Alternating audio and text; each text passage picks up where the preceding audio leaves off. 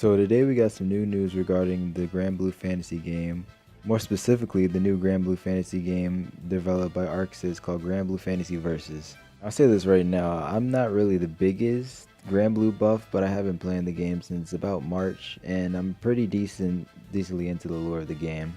I've never really been a person to be into grindy gacha games, so some of this is kind of foreign to me, but I do like the premise of Granblue.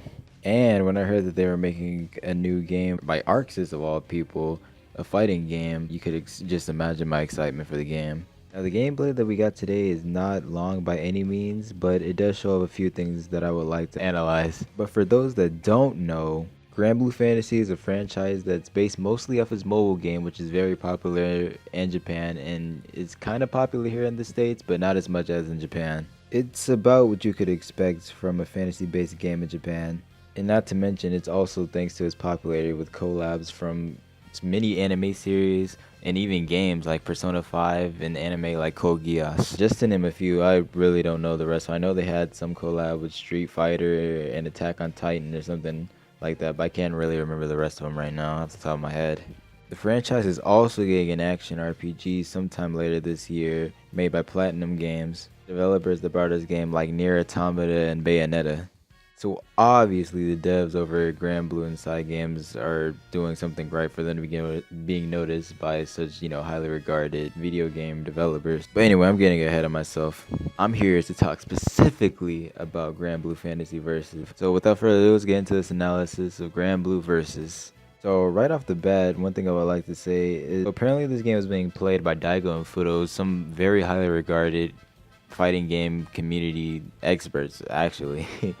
They played just about every fighting game you can probably think of, or any anime fighter for that matter. But unfortunately, we only get 30 to 40 seconds of actual gameplay in this trailer.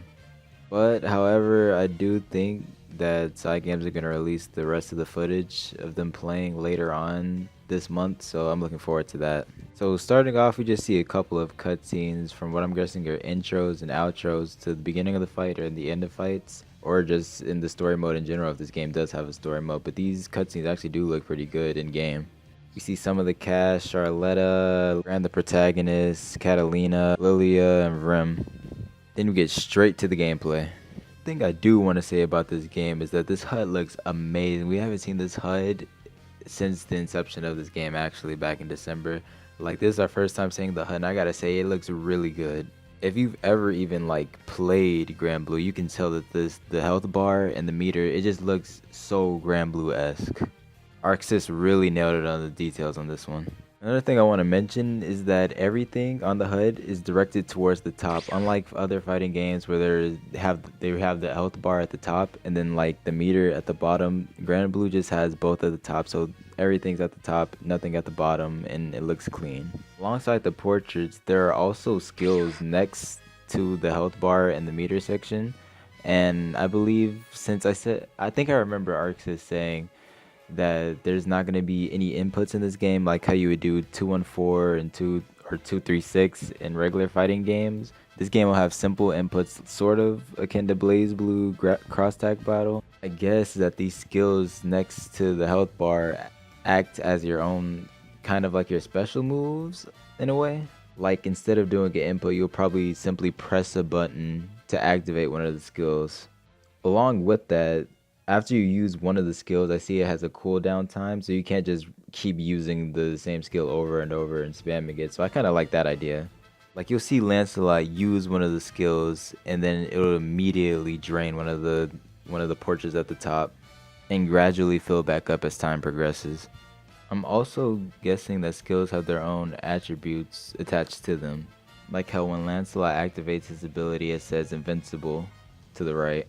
Usually in fighting games, when you hear attack being invincible, you think of it being like in a reversal where you have invincibility frames on startup. And here that holds true because Lancelot through this entire attack looked like he's pretty much invincible 100% through the entire attack animation. It's good that they're incorporating things that veteran fighting game players can understand quickly and pick up on, while also catering to newcomers to fighting games so they can also have a good time too. Next, because of some Fetty gameplay. To the right, you can see a notification that says Just with the icon of a shield next to it.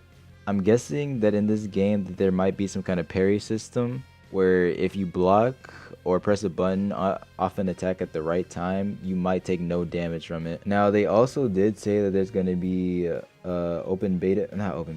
closed beta where you have to sign up, and I'll leave a link to it in the description if you want to come and check it out.